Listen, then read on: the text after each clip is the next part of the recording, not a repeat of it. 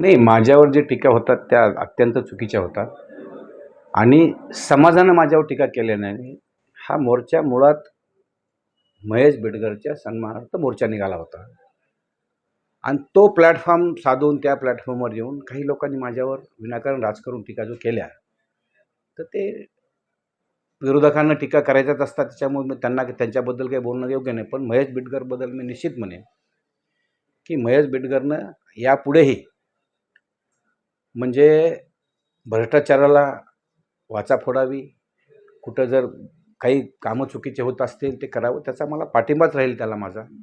आणि निश्चितच यापुढे महेशला माझ्याशी थोडं कन्सर्न साधा. आतापर्यंत महेश माझ्याशी कधीही बोलला नाही किंवा मला काही सहकार्य मागितलं नाही किंवा मला बोललं आहे. यापुढे महेशनं मला यावं, सहकार्य मागावं, काय गोष्टी सांगाव्यात, मी त्याला 100% सहकार्य करेन. कारण का जनतेला माहीत आहे, जनता जनार्दन आहे, जनतेला सगळं कळतं.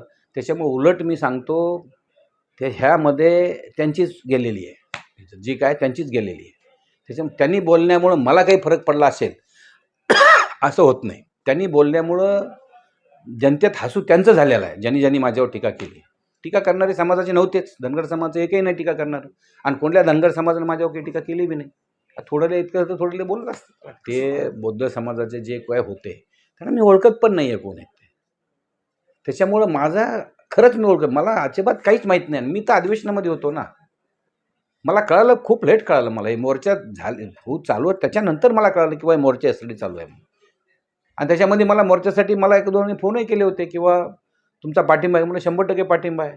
कारण त्या मुलांनी जो बोलला, माळरान म्हणलेला आहे, त्याच्यामुळं विनाकारण त्याच्यावर अन्याय झालेला आहे.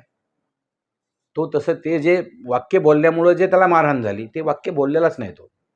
त्याच्यामुळे त्याच्यावर निश्चित अन्याय झालेला आहे आणि त्या अन्यायाच्या आम्ही म्हणजे त्याचा निखरच करतो, निषेध करतो मी त्याचा. नाही, पोलीस आता ह्याच्यावर चौकशी करतील नाही. बघा काय असतं, मॉफ गेला की पोलिसाला गुन्हा दाखल करावा लागतो. पण याच्यात निश्चित पोलीस ह्याच्यामध्ये तळपर्यंत जातील, खरं काय खोटं काय बघतील, ती क्लिप आहे ही बघतील, सगळं खरंच बोललाय का, आणि बोलणं असेल ते गुन्हा रद्द करावा लागेल ना, 100% रद्द करावा लागेल गुन्हा. माझी मागणी आहे गुन्हा रद्द करावा.